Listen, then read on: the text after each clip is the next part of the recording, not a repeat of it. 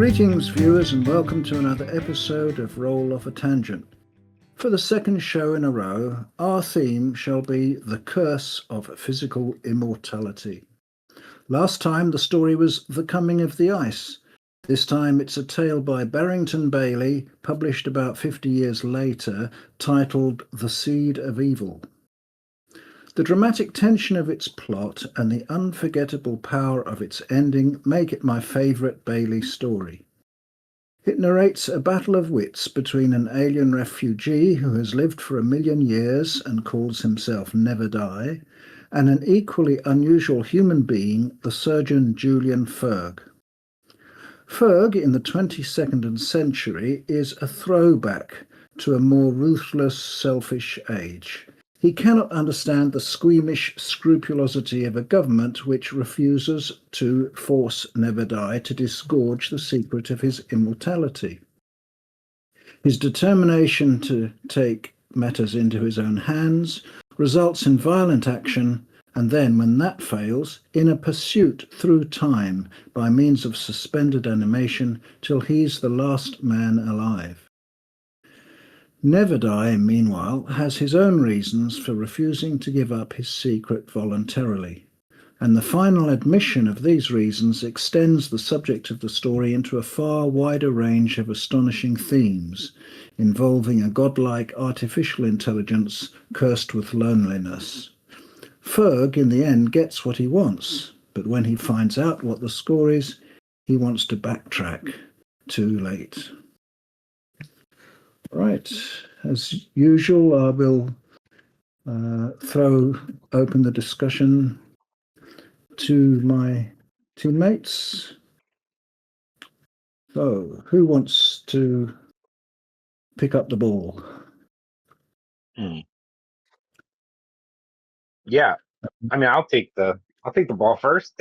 I've never heard of this author, but as usual, Robert, I feel like you introduced us to a lot of writers that I've never heard of. I don't know about our companions, but yeah, I thought this was amazing. You know, at first I had some peccadillos with some of the areas in the story that were sort of info dumpy in my estimation, where he would just sort of state things outright. But I guess that was eventually I was like, okay, that's just for expediency's sake, where he's like, you know, we're in the 22nd century now, and for us dwellers in the 21st century, he kind of just info dumped some of the changes and the things that had happened in the meantime. But you know, other than those areas, I really enjoyed this story. It was, you know, the very nihilistic in a way, and I guess, you know, as usual, our broadcasts are sort of always kind of pretty heavy spoiler territory, so just a warning to everyone, but which we might discuss. But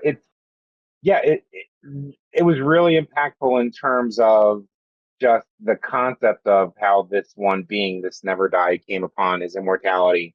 And you know, it's interesting how you put as far as the origin of this immortality, this Eternus, this, you know, these beings millions of years ago, I think, imprinted an AI, as you said, like an artificial intelligence, into the fabric of reality. So, you know, was the author saying that they had therefore been the source millions of years ago of evil?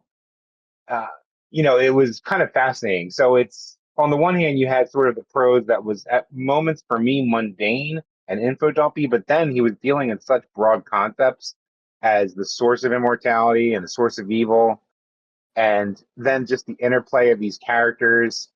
And you know, I've read it a couple times, and just the things that Bailey puts into this, you know, it was sort of a foreshadowing where he even says Ferg was looking for the gem of immortality, and it turns out in the end, spoiler alert, that there actually was a gem, a pearl essence implant of sorts in Neverdie that granted him this immortality. So, you know, so there was little, reading it again made me appreciate it more and like the story even more. So I think multiple readings definitely serve to help if you're going to dive into the story. But yeah, it seemed like a very sort of nihilistic story, sort of cosmic horror, but it was interesting that, yeah, you know, we think of in Western civilization, you know, the Judeo-Christian sort of thing, that evil is this divinely inspired supernatural thing, but maybe you know, beings millions of years ago created it and imprinted it on the fabric of reality. It was fascinating. And then just the travel through time that these two characters take, one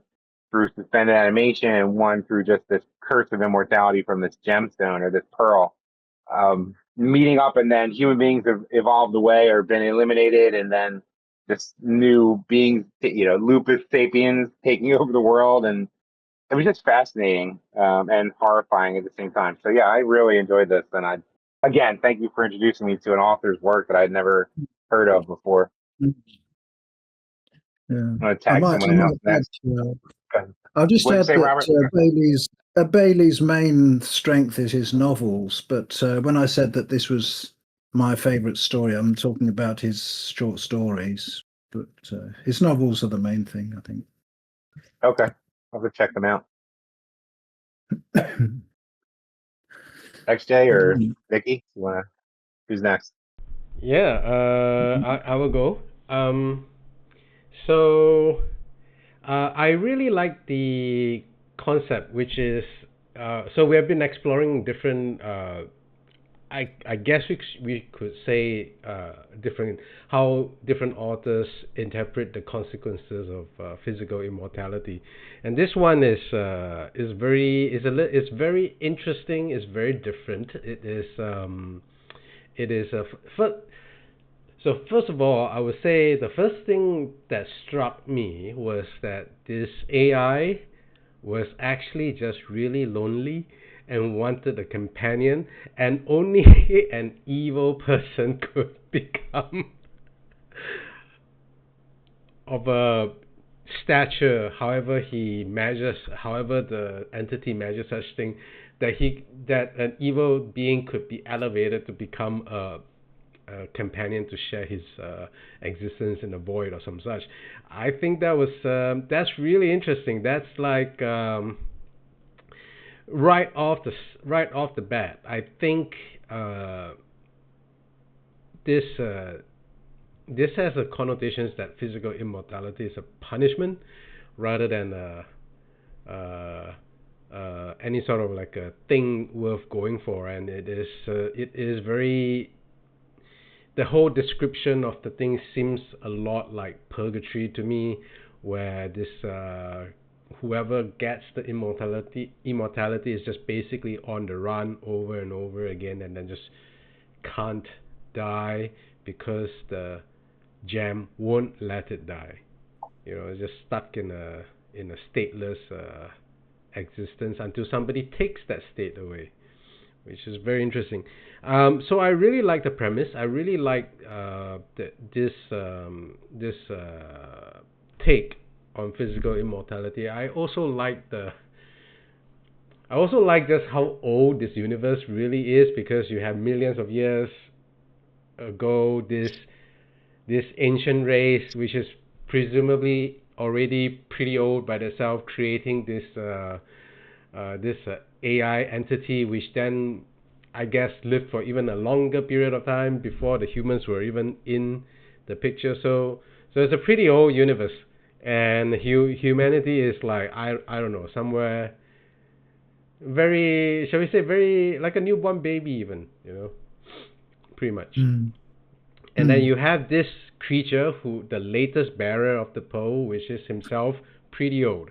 So this is a very old universe we're talking about, and there's plenty of backstory there that could be explored, and I think it would be very interesting if to just like think about. What I can't get into the story on, though, is just how naive the majority of the human race has turned out to be. The only character that I find is believable is the antagonist, I suppose you could call him that. He's the one that seems to be acting in the most human way. Everyone else seems to be, I don't know, a really weird. It's as if the entire human race in that story has been Flanderized. Flanders, Ned Flanders. Yeah. No. Well, I guess what you're saying is they're all very nice people. They're that don't really unbelievably nice, unbelievably naive. Like everyone has become a Canadian. Nah, Canadians are not nice. Oops. Do not, okay, well, that's the stereotype at the very least. No. Yeah, I mean, they had become very passive. Yeah, human beings in the 22nd century. Yeah. One thing I found out about, like without even doing anything in this discussion, is that the Russian version, because I read this in Russian, of the name for the alien is 3 times more metal, and so is the text. It sounds like so instead of Neverdie, he's called the Deathless. And it describes the like him just basically waiting out humanity as this like nonchalant like this is fine. This is like Civilization 20 that I'm seeing this happen to. Yeah. Like I don't give a right. a hoot about any of it. And then the ending comes and then like, yeah, well, this guy I put in cryostasis. Feel kind of bad about it. Maybe I should let him out. Worst decision ever, man. Like, don't do it. Anyway, so the alien, takes a pill that makes him dumb, apparently, and he does it. Yeah. And of course, the guy we've been building up to gets out of the cryostasis, and of course apprehends the alien, the Deathless, or Neverdie, as you guys call him.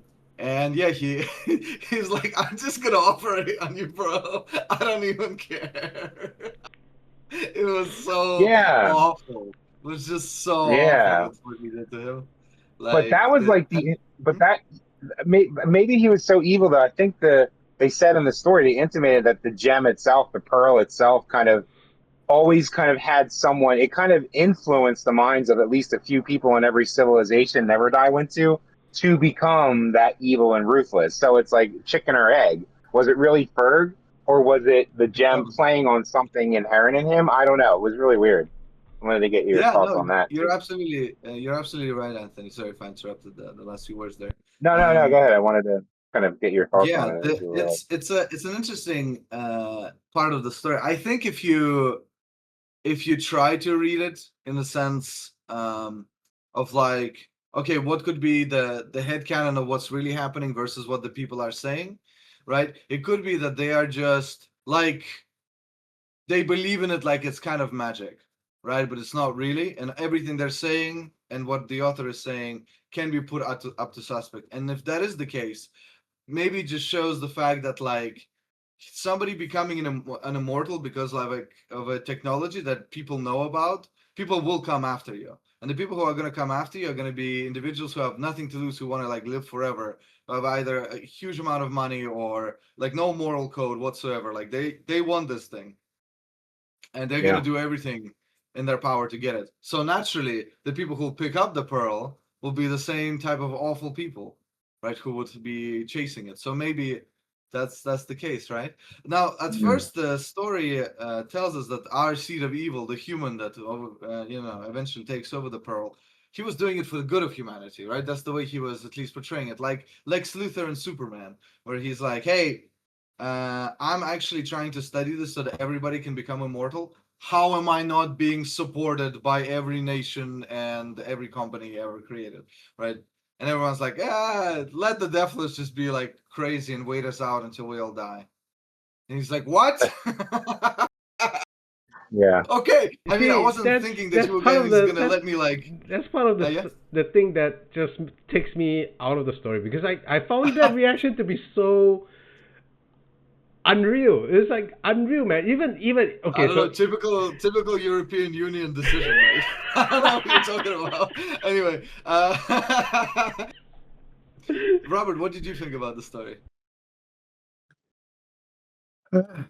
I think that Bayley deserves credit for avoiding cliches.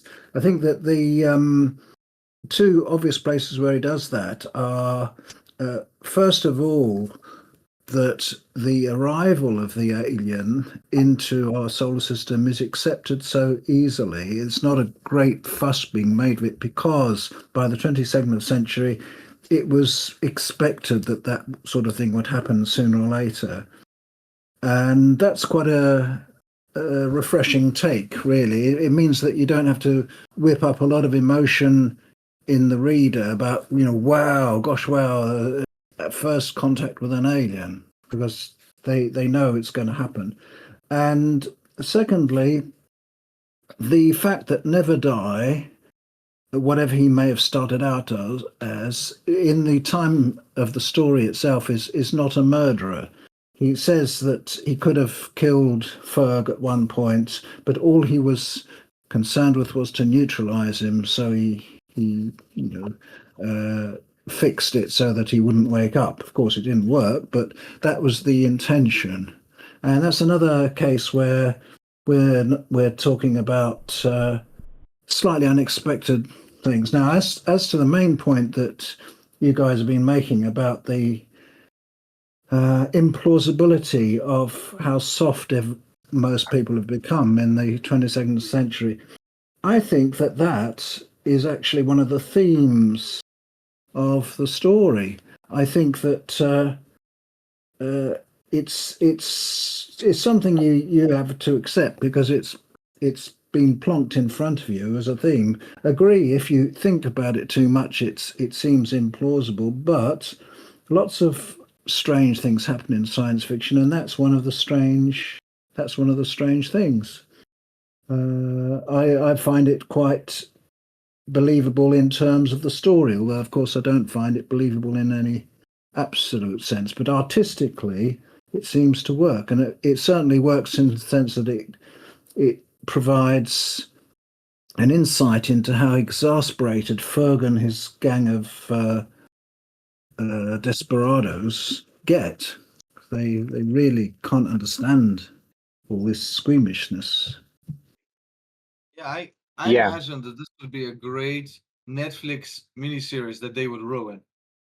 So they would, Yeah. like, it's a really good script. You've got a really good director, and then they don't give them the funding, or something happens. But like, you could do something with the Seed of Evil as a, the art form that has now become so ubiquitous. The 6 episodes or like 8 episode series, like Chernobyl, for example.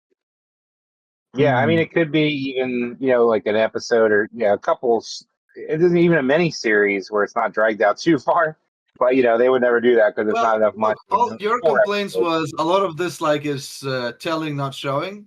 So Yeah. if you want to do the showing, you're gonna need more time, That's right? true. And Well, what's yeah, good, it wasn't a what lot I of it wasn't a lot of showing versus telling, but or it wasn't a lot of telling versus showing. There's definitely been other stories where it's way more telling than showing. I But mean, we skipped yeah, for like how many centuries till death of the Earth, right? I think it would be yeah, interesting to actually see millennia. the Deathless go for those. Yeah, Yeah, At least like I it's could not. totally see this as some kind of a British comedy. I'm just like, you were talking. British No, comedy. so you were talking about this Netflix series, and I was just remembering this Dracula show. It's got a lawyer who's been Oh yeah, with the free episodes, the BBC something one, like that, you know. yeah, So that Never yeah. Die strikes me as like Dracula in that show. It's like just They have to call him the Deathless, though. I mean, I'm sorry, guys, but your Yeah. name sucks, even The though it's from Deathless. the Yeah, original Deathless. author. Never Die was a little corny, and it was like obviously it's like he gave that to himself. I don't think that obviously wasn't his original name, but I mean, again, spoiler alert. But he was like this was given to him as a punishment. He was like the worst criminal in the galaxy or whatever at some point, according to his people. So they made him like immortal to punish him, and but that was weird too because of like if he wants to die so bad. I guess it's like poor Neverdie or the Deathless was caught in a conundrum. He wants to die, but he knows if he dies, someone's going to take on the curse again, and he doesn't want to. He doesn't want to have someone else bear this curse, but so there's this tension there that was kind of like, okay, it's pretty dramatic, where he wants to die, but then passing on this curse is like also deplorable to him. So if yeah, memory that serves, was fun. if memory serves, in the story from Never Die himself. It appears that the pearl forces him in some way or the other to seek ways to live on. Instills Okay. in him some sort of a desire to avoid death, if memory serves. Yeah, and it also Yeah, it also begs the question, like, what another chicken egg question, like, okay, well, I guess these beings millions of years ago created Eternus, this AI imprinted on reality, but then I guess Eternus became conscious and wanted a companion.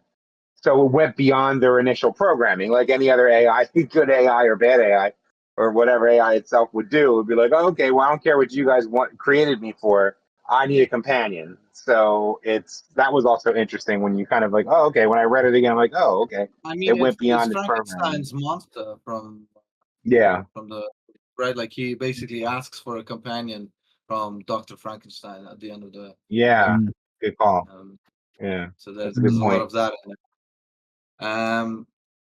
I really mm, liked the way the passages and the passage of time really was portrayed in the story, and that's why I'm like, I would love to see the director's cut, so to speak, where maybe we just see a bit more of like what's happening with Earth Hmm. and what kind of stuff Deathless gets up to. Like, is there anyone searching for him, right? Like, what is his life on Earth like in more detail, rather than just like saying, "Hey, now we're at the end."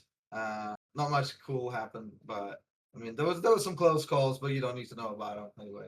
So mm. Yeah, Earth is gone. There's like one cryopod left, and there's wolf people. Oh, what are they? Are they wolf people? Yeah, yeah. they're Wolf the people. Lupus Yeah. sapiens. Yeah. So the furries, the Oh, furries are nice. out. There you go. The furries. The Everybody furries are becomes furries in the future. Yeah. they have mm, melded with their suits after the radiation explosion of 1999 or whatever. And now they're tribesmen living in the jungle. Yeah, mm. great. But what Yeah, happened in between? I think it would yeah. be really fun to Yeah. know. Can I ask you something, Nikki? Yeah. You have read it in English as well as in Russian, I take it. No, no, just in Russian. Just in Russian. Just in Russian. Yeah. Oh dear.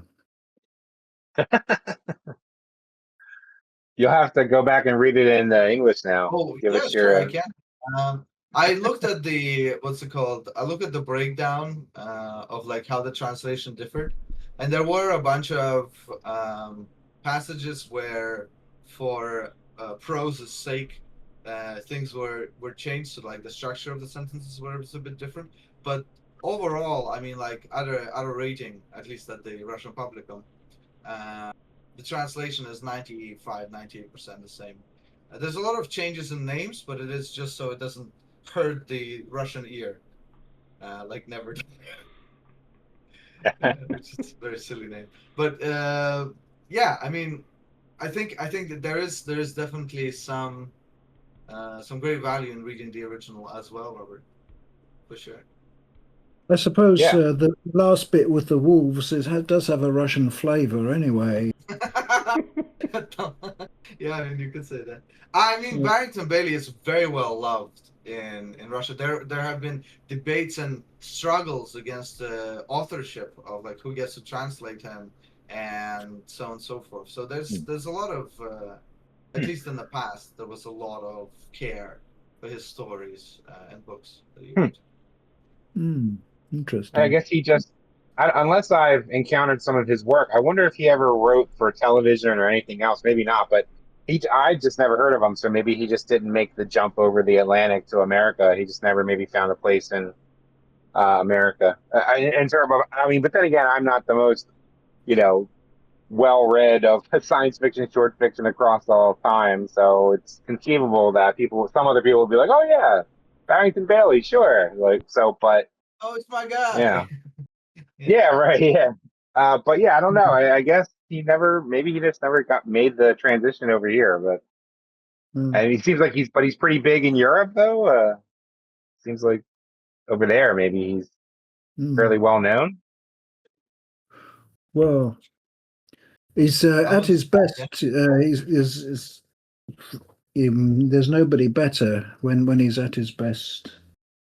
Um, Okay, uh, so I I can't mean, talk if you about could compare, fame. I can talk about his craftsmanship, and that is definitely respectable. Um, um, I think I think that you can find a lot of science fiction authors that no one really knows about, but who have written amazing pieces of of literature. Like Yeah. we've seen many times. How does he stand? How does he stand over in Europe against the likes of Asimov or Well, you know? If you he's could definitely maybe. a commercial author because he did a bunch of work for Warhammer. So from that, he Oh, has gained fame that will never go away. Despite all the other things that he's done, he will be remembered in the Warhammer 40K community and as a really pretty good author for the series. okay. Is he still alive? Still writing? I mean, is he? Died in 2008. Oh, okay. Uh, Okay. So he was one of those because I know a few, like Dan Abnett is the name that I know as far as Warhammer 40K But he is fiction is exclusively concerned. Warhammer. Barrington Bayley just tipped his toe into the pool. I Sure. think it was Yeah. Like Alan Dean Barry. Foster. Yeah. Sorry, Anthony. What did you write, No, go ahead. Robert? for Warhammer, he wrote Eye of Terror, Yeah, that's a Okay. pretty good book. which is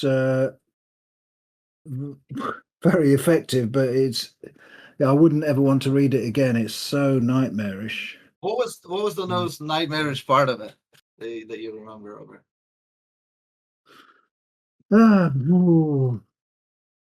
Hard to say, really. It's just one. Well, there's a great big place in the universe he describes, which is like hell, and there's a great big being who's sort of light years in extent, and he just picks up worlds and just tosses them into this hell just for the heck of it, It's like juggling balls with planets. Is there a section in that book where they show how they refuel ships in the Warhammer 40,000 universe? I think there is. I can't remember. Anyway, very quickly to know people who don't know. So the way they refuel the ships is a person is Hold on, holding does a this tank. need like a trigger warning? Well, it's Content gruesome. warning. It's gruesome, but there's nothing graphic about it. So they're carrying the fuel in their hands, and on their backs they already have lead coffins. That's for them for later. And so as they're walking, yeah. And so as they're walking towards the fuel tank, they're all slowly dying, obviously, because there's so much radiation. But the ones that do get there, fuel it up as much as they can, and then if they have the time, they'll get in the coffin, close themselves and die, so that they can be taken out later. So that's Wow. how that's how they this fuel is up this is like refueling a Chernobyl. ship is like a one-time job offer. Yes, it is. Yeah. And so it's a punishment to be put on this duty. Yeah, like Chernobyl. It's like almost reminds me of Chernobyl with the liquidators. Like, yeah, it's kind of like Barrington Bayley. Yeah. Warhammer. Yes. Interesting. Wow. Okay, I'll have to check out more of his stuff. But yeah, and I mean Warhammer. Oh, that is gruesome. morbid. That was terrible. Morbid. That was awful. I love it. It was awful. I love it. I need more. But yeah, I mean, so, Okay. Have you played the game, Nikki? The one by Owlcat, Rogue Traders, Warhammer. Rogue Trader, yes. Yeah. Yeah, did you like it? I haven't played it. Well, I'll give you a very quick review. The game is littered with Warhammer lore, and what it does very well is in the text there are pop-ups that you can click on, and it will explain to you a term, even if it's the 5th time you see it. So there's always like an encyclopedia, and it will explain stuff like the warp, like what is the Imperium, what are their laws as you go along. I would, however, recommend watching a video about the Warhammer universe that's like 30 minutes long right before you play it, just so you get like a minimum idea of what you're doing and why you're doing it. Otherwise, it's incredible, like fun combat with actual puzzles in it. There's a lot of missions, and it depends on what you choose because you can't do everything. There's just a lot of options, and you can, like, I'm playing a renegade. I'm playing a guy who's succumbing to chaos. Oh. And there's Why am I not surprised? Hey, I wanted to see how crazy things can get. And they can get pretty crazy. Like I've sacrificed like a room of people or some shit. One thing I It's really phenomenal. like about Wrath of the Righteous, which is also made by Owlcat, is that the evil path is really different. And there are more than Yeah, one evil path. Yeah. you'll see the same in Road Trip. You are intriguing me. Okay. Back to the story. In terms of this story, I guess compared to, I see Robert, you have this whole collection. Was this the collection, or was this just because this came from a collection called Seed of Evil? So do you have the collection with all the other stories that were published with it? No, actually, this isn't a collection of Bayley stories. This is an anthology, which it's the last story. But it's got a nice picture of the wolf on the front. So so based off of like the fact that he wrote for, it seemed like he fit right in with writing for Warhammer, like grim as it is, like. But what would you say about how this compares to his other stories in terms of the nihilism, and does he touch on and get into that sort of existentialism and nihilism in his other tales frequently, or in other work? He's a very philosophical writer. I would say one of his two best novels, The Garments of Kian, is about a clothes-oriented culture where tailors are the highest calling. You know, to make clothes is regarded as the best thing you can possibly do. And it turns out, I'll spoil it for you, that the vegetables from which the clothes are stitched are sort of semi-sentient, and they're taking over the wearers of these clothes. And there's a lot more to the book than that, but that's the sort of thread underlying all the other threads. It's a brilliant performance. The other perhaps of his two best books is, although I'm not absolutely sure, but The Fall of Chronopolis, which is a novel about a time war, and it's the only novel about a time war that actually faces up to the paradoxes involved. I don't know any other writer who's really managed to do it. So that's a one only, in my opinion. Okay. Yeah, it made me curious to see like about what, explore his other work to see if it's similarly philosophical. So yeah, I'll definitely have to tap into more of his work, delve in maybe to short fiction first, and then maybe take on a novel. Yeah, definitely piqued my curiosity about it. But any other, I don't know, guys, you wanted to touch on anything else in terms of XJ, Nikki? Things that struck you. I don't know how much of his work you guys have read beyond that. This is the first story I've read by this author. Yeah. Okay. We not covered him on the podcast at all. That's crazy. The theme of handing on the seed of evil to somebody else, to handing over the curse to somebody else, reminds me strongly of Melmoth the Wanderer, a Gothic novel. I don't know if any of you have heard of it, written in the early 18th century. And that's a person, it's a much more straightforward theme, but it's in this case, in the case of Melmoth, he made a pact with the devil for a very long life, and then he realizes that he was a fool, and he can only escape by getting somebody else to take it on instead of him, but nobody else is fool enough. So the whole book is about Melmoth going around to people in really desperate circumstances and saying, look, you can get out of this, relieve me of this curse, and nobody is fool enough. Yeah, but that theme obviously is ironically an eternal theme is the immortality and whether or not it's a curse or a blessing. And I don't know about you guys, but do you think, what's your opinions? Do you think eternal life would be a blessing or a curse for you guys? I don't know.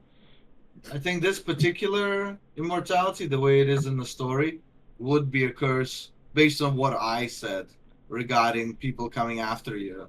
And because it's something that somebody can actively take away from your body, right? Now, if immortality is something that's given to you like an injection, it just can't be taken out. I mean, people would still probably try and find you to find out, but your death would not be needed and your immortality would not be taken.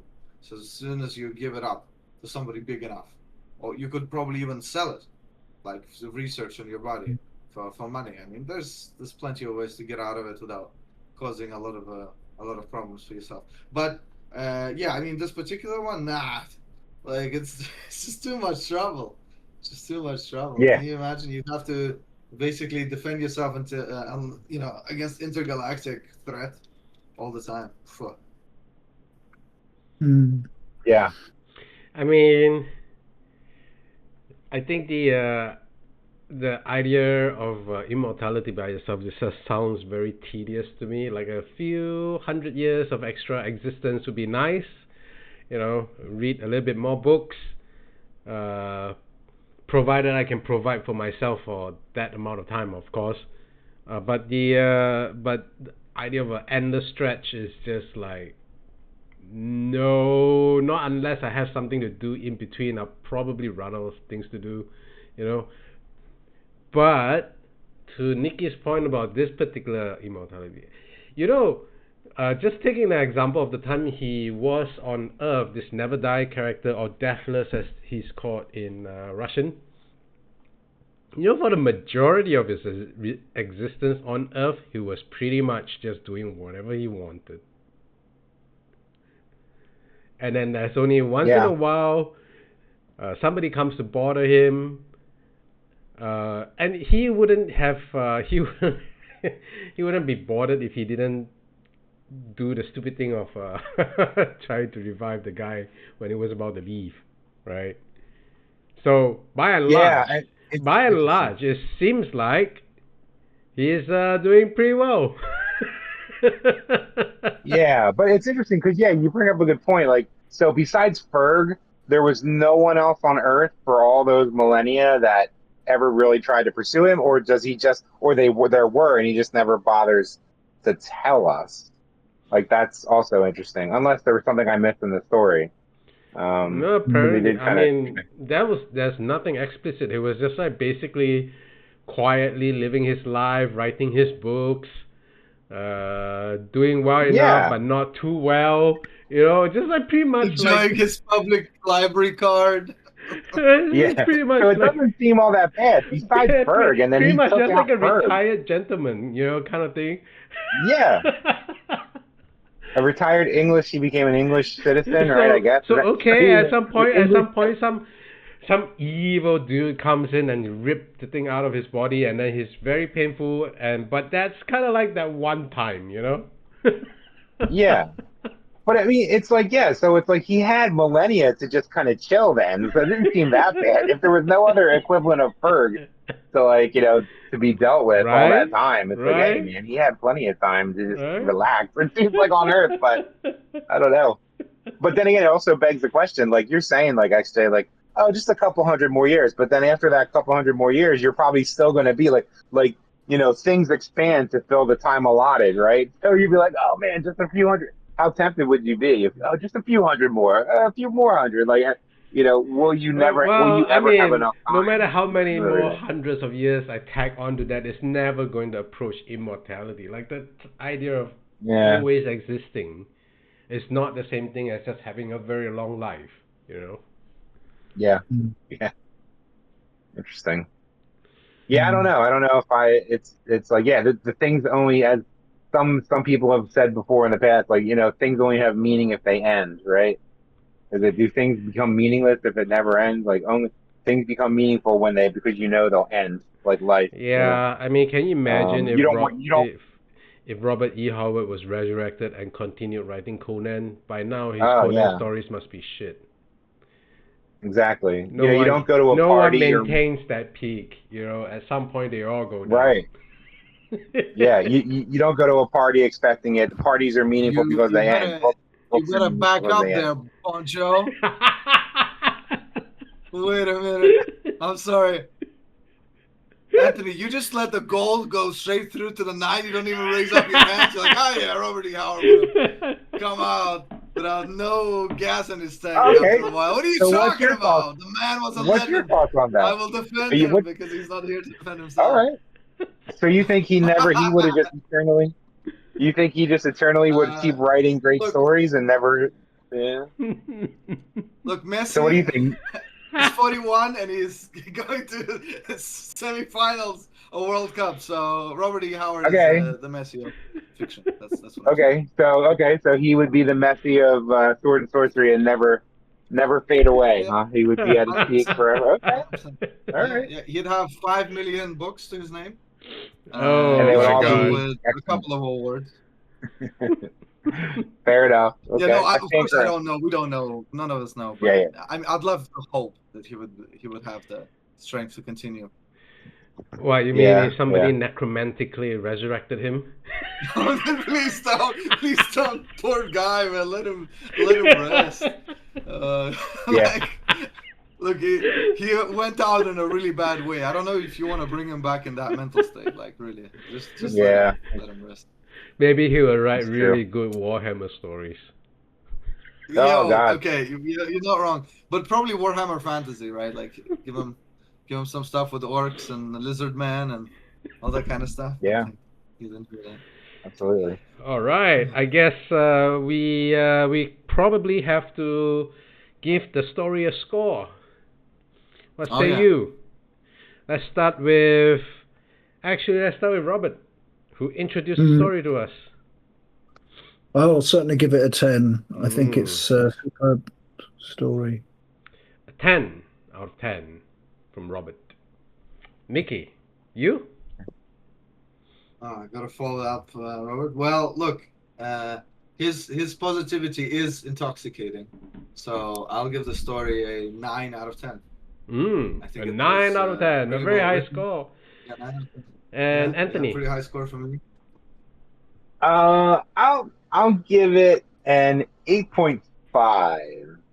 I need to maybe read some more of his work and see if but I mean, based on the merits of the story alone, I did have a little, like I said, a little kind of foibles with some of like the info dump. But again, I get it just for the expediency of the story.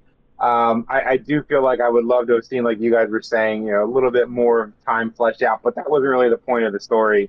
It was, the impact of the seed of evil itself. So I'll give it an 8.5, but way up there for me, for sure. Yeah. 8.5, a very good score. All right, I will be giving it an 8. I really like the premise. Ooh. I like the ideas. I like the perspective it's taken on immortality and all that. It's all very fresh. I just can't. I just can't deal with Ned Flanders. Okay. Yeah. Interesting. But hey, highly rated though for all of us. So Yeah. definitely want to go back and read some more of his work for sure. So, and I definitely feel like I'll reread the story again, see what more I get out of it. Maybe my score personally would go up, or I don't know. But All right. Excellent. And Sure. I guess that wraps up the podcast. Anything else you guys want to put in as last word before I actually call? Yeah, I'd like to Yeah. add that the story itself, the reason I gave it a 9 out of 10 was because I feel like I agree with Robert when it comes to the fact that there's a theme of people being either incompetent or too naive or too nice in this universe, and it's actually like part of the story, so it isn't like a negative for me. But I believe that section could have been done just slightly better. Well, maybe there's had to be something a little bit extra added to showcase the sinister, underbelly of this in action. But that's the only reason I took off a point. Otherwise, it would have been a 10 out of 10. Yeah, that's all I wanted to say. All right. Anthony, Robert, any last words? no, just thanks again, Robert. Thanks again to Robert for introducing another great author. You're like the author whisperer, at least from my end of the pond, the unknown author whisperer. But yeah, thanks again for introducing us to another great writer. At least me. Well, do read The Fall of Chronopolis whenever you want to have your mind blown by really pyrotechnic performance. Awesome. Okay. Will do. All right, and with that, it's been fun. Have a great day or night or evening to whenever the audience is listening to us. And if you like the podcast, please support us. Adios. Yeah. Yeah. Adios. Like, share, subscribe, all that good stuff.